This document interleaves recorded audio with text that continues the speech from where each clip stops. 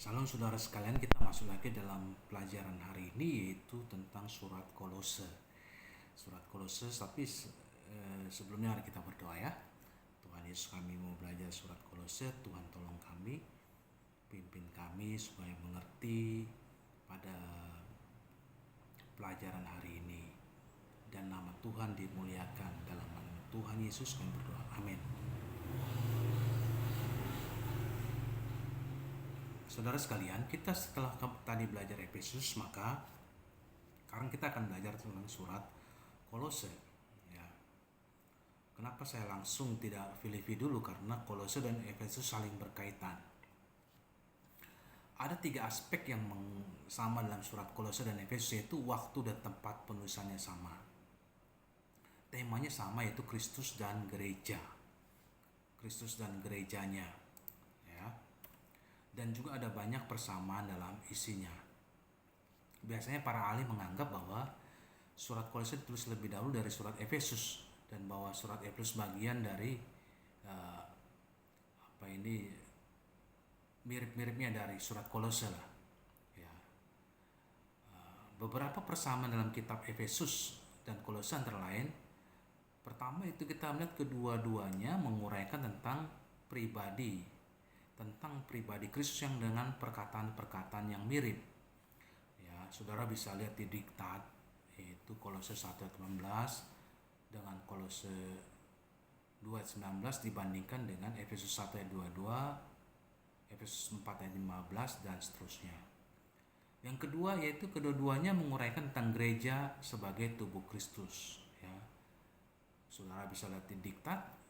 Lalu kedua-duanya menekankan tentang pertumbuhan gereja dan kesatuan gereja. Yang ketiga. Yang keempat itu kedua-duanya mempunyai penekanan etis yang sama, yaitu tentang manusia lama dan manusia baru. Saudara bisa lihat di Kolose 3 ayat 9-10 dan Efesus 4 ayat 22-24. Daftar dosa yang sama dan juga masalah-masalah tentang hidup dalam dosa dan hidup dalam kesucian ditekankan dalam kedua surat ini. Jadi udah 1, 2, 3, keempat, dan yang kelima yaitu kedua-duanya menekankan pentingnya rumah tangga Kristen sampai kata-katanya pun sama, yaitu Kolose 3 ayat 18 dan Kolose 4 ayat 1 dengan Efesus 5 ayat 22 dan Efesus 6 ayat 9. Ada seorang penafsir berkata bahwa 3/5 of Colossians is reflected in Ephesians. Jadi bagian dari surat Kolose ini juga bagian dari Efesus, ya, refleksi. Ya, surat Kolose terdiri dari 95 ayat memang. Ya. Nah, tapi walaupun banyak persamaan dan juga banyak juga perbedaannya, ya. Kita lihat dalam penekanan masing-masing surat. Kalau surat Efesus bersifat mengajar, sedangkan tujuan surat Kolose bersifat memperbaiki yang rusak. Surat Efesus bersifat menguraikan, sedangkan surat Kolose bersifat mengoreksi atau membatalkan. Surat Efesus memberikan tekanan pada gereja sebagai tubuh Kristus, sedangkan Kolose lebih menekankan Kristus sebagai kepala tubuh, yaitu gereja. Surat Kolose lebih konkret daripada surat Efesus, karena surat Efesus tidak menyinggung masalah-masalah konkret dalam satu jemaat, tapi bersifat umum. Surat Kolose bersifat polemik, yaitu penuh dengan argumen-argumen dan diskusi untuk mempertahankan kebenaran dalam jemaat itu, sedangkan surat Efesus mengupas kebenaran secara umum. Jadi kita bisa lihat sini ada juga persamaan, ada juga perbedaannya. Nah, kembali ke surat Kolose. Ya, surat Kolose memang ditulis oleh Paulus tahun 62 Masehi.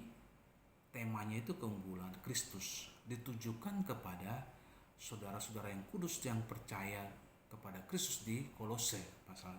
Kalau kita lihat pasal 1 ayat 2. Di sini Paulus melawan ajaran sesat yang mempengaruhi jemaat yang menjauhkan Kristus dari jabatannya sebagai satu-satunya Tuhan dan Juru Selamat. Pasal 1 ayat 1-3 pasal 1 ayat 1 sampai pasal 3 ayat 4. Yudaisme, masalah keselamatan orang kafir, dan juga gnostik yang berbau mistik. Nah, kita lihat latar belakangnya. Latar belakang pada jemaat atau di kota Kolose ini yaitu terletak dekat Laodikia, Kolose 4 ayat 16. Ya. Di bagian barat daya Asia Kecil, kira-kira 160 km tepat sebelah timur kota Efesus. Jadi kalau kita lihat di sini tidak jauh dari kota Efesus. Agaknya jemaat Kolose telah didirikan sebagai akibat 3 tahun pelayanan luar biasa dari Paulus di Efesus. Kalau kita lihat Kisah Rasul 12:31, dengan pengaruhnya luar biasa dalam pelayanannya dan luasnya jangkauan pelayanan itu, sehingga semua penduduk Asia mendengar firman Tuhan, baik orang Yahudi maupun orang Yunani. Saudara bisa lihat di Kisah Rasul 19:10, ya.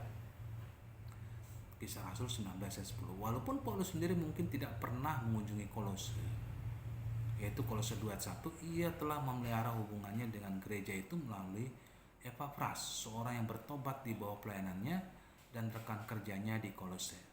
Saudara bisa lihat di Kolose 1:7 dan 4:12. Jadi, alasan di sini menulis surat adalah karena munculnya ajaran palsu yang mengancam masa depan rohani jemaat Kolose, yaitu Kolose 2:8.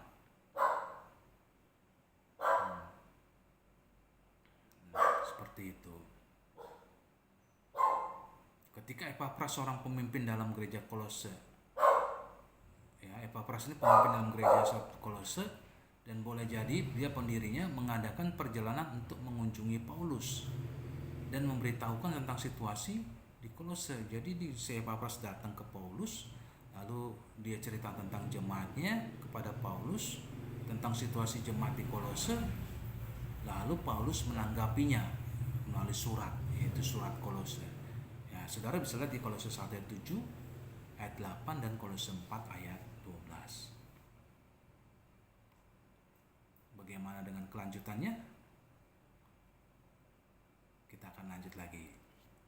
Kita rehat dulu sejenak.